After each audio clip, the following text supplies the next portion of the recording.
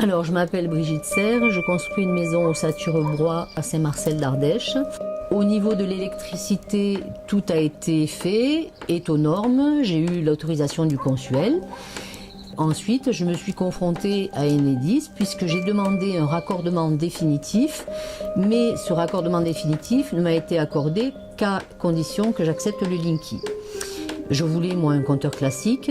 Je l'ai fait valoir par divers courriers, en recommandé avec accusé de réception, auprès des représentants d'Enedis Valence et des représentants d'Enedis Paris. Et je me suis heurtée à un mur.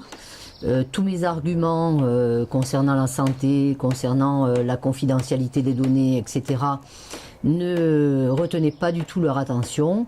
Ils voulaient simplement m'imposer leur façon de voir et je me retrouve sans électricité, donc dans l'impossibilité de continuer mes travaux, dans l'impossibilité d'avancer, voilà, je me retrouve vraiment dans un statu quo complet.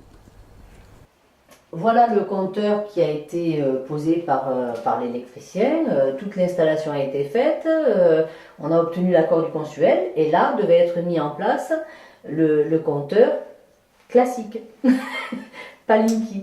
Et voilà, l'espace est toujours vide et je n'ai pas d'alimentation électrique. Dans les démarches que j'ai effectuées, tout d'abord ça a été tous les courriers, les échanges, etc. qui sont restés infructueux. Ensuite, cela a été une injonction de faire auprès du tribunal de Privas, avec un dossier à compléter, toutes les pièces à l'appui.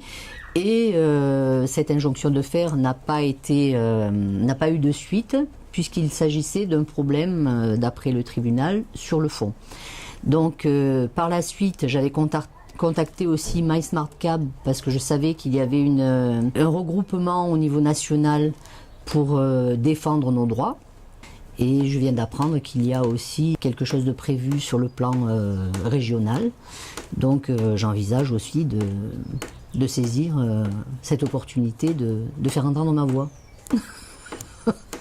Avec Enedis au téléphone, ça se passait pas très bien en fin de compte, parce que je me retrouvais face à un interlocuteur qui n'entendait rien de ce que je lui disais, qui voulait absolument m'imposer sa façon de voir les choses et qui n'entendait rien de mes arguments.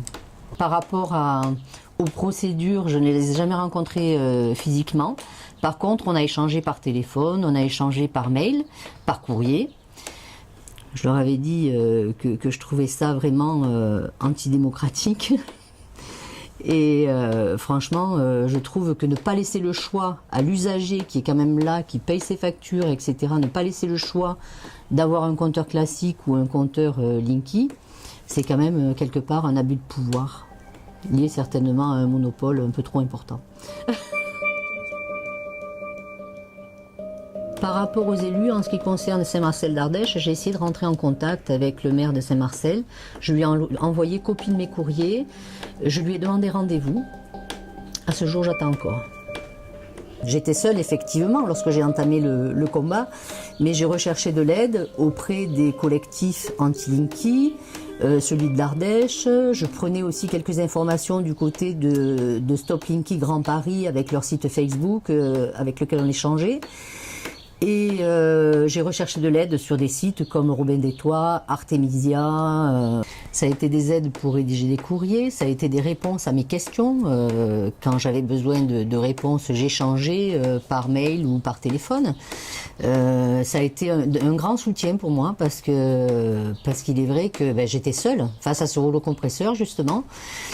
Et ils ont été vraiment d'un grand soutien. J'imagine que l'issue sera positive, vu le nombre de plaignants qui ne cesse de croître. J'estime que ça devrait quand même arriver à porter ses fruits.